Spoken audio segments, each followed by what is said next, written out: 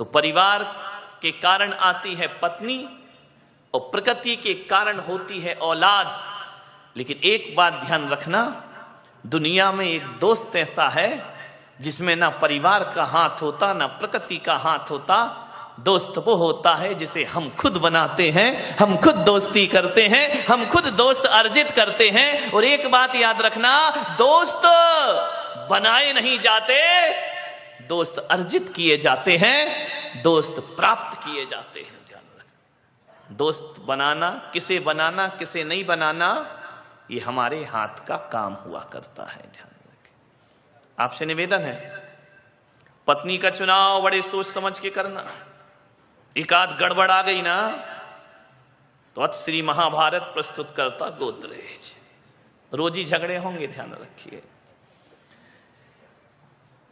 एक आदमी ने पूछा कि पत्नी और मां में क्या अंतर।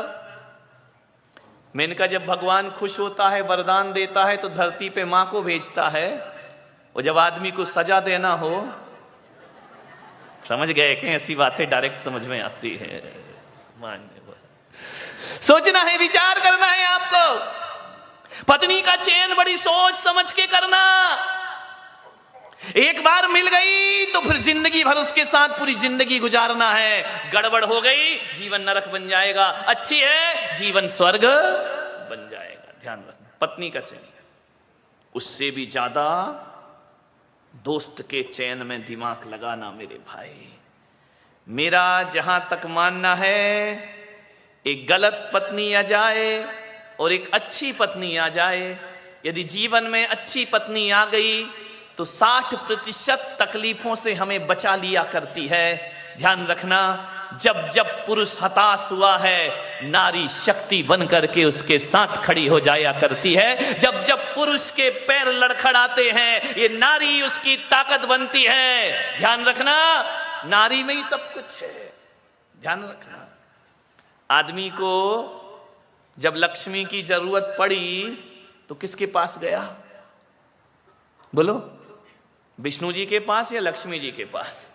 लक्ष्मी। आदमी को जब ज्ञान की जरूरत पड़ी तो सरस्वती के पास जाता है। आदमी को जब शक्ति और ताकत की जरूरत पड़ती है तो वह दुर्गा के पास जाया करता है। ध्यान रखना, शक्ति नारी के पास है, सरस्वती नारी के पास है, लक्ष्मी नारी के पास है। आदमी के पास क्या है? कुछ नहीं। ध्यान रखना, मान्यवर, सोचना है आपको। 60% दुखों से बचाती है पत्नी।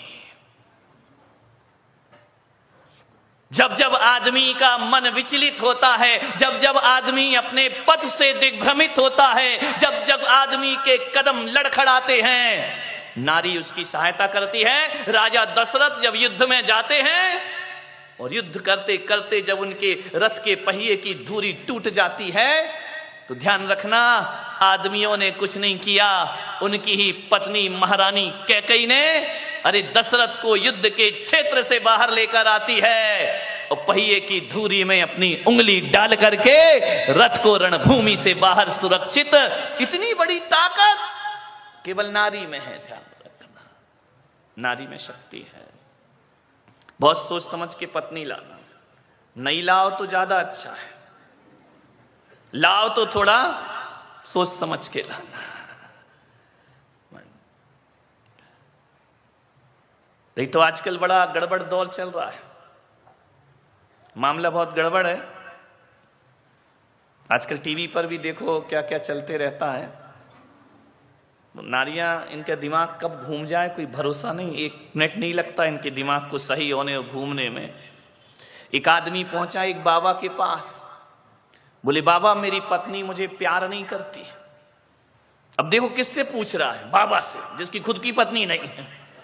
उससे पूछ रहा कि मेरी पत्नी मुझे प्यार नहीं करती है। बाबा से पूछा कि बाबा मेरी पत्नी मुझसे प्यार नहीं करती है। बाबा भी बड़े महान बाबा थे, उन्होंने कहा कितने साल हो गए? बोले 15 साल हो गए। आज तक पत्नी ने प्यार से 2 शब्द नहीं बोला, आज तक पत्नी मुझे सम्मान की दृष्टि से नहीं देखती है। बाबा ने कहा एक बात बता, तूने कभी पत्नी को तारीफ की है, प्रशंसा की है? बोले क्या मतलब है? बोले नारी को प्रशंसा बहुत पसंद आती है। बोले प्रशंसा तो मैंने आज तक नहीं की है। बोले जब तूने आज तक प्रशंसा नहीं की है तो बता तेरी पत्नी तुझे प्यार कैसे करेगी? बोले आज जाऊंगा मैं प्रशंसा जरूर करूंगा। घर पहुंचा, जैसे ही घर पहुंचा तो जैसे खाने के लिए बैठा तो पराठे खा रहा था, पराठे तोड़ करके उसने बाबा की बात याद आई। उसने कहा यार पत्नी की प्रशंसा करो, पत्नी खुश हो जाएगी। जैसे ही पहला गिलास तोड़ा, मुंह में लिया, बोले मजा आ गया, आज तूने क्या पराठे बनाए हैं, क्या स्वादिष्ट पराठे बनाए हैं। पत्नी ने ऊपर से नीचे तक देखा कि ये कह रहा पराठे बहुत स्वादिष्ट हैं। उसने उठाया बेलन और 2 जमाए। बोले क्या हुआ? मैं तारीफ कर रहा हूं, पीठ काहे को रही है? बोले 15 साल से मैं पराठे बना रही, तुझे पसंद नहीं आए, आज पड़ोसिन से मांग के लाई।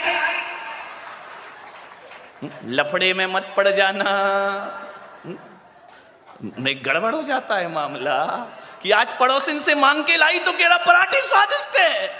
ध्यान रखिए, ऐसे बाबाओं के चक्कर में मत पड़ जाना, नहीं तो आजकल यही चल रहा है। बाबा जी तबीयत खराब, बोले पानी पूरी खाई, बोले जा खा के या कृपा बरस जाएगी।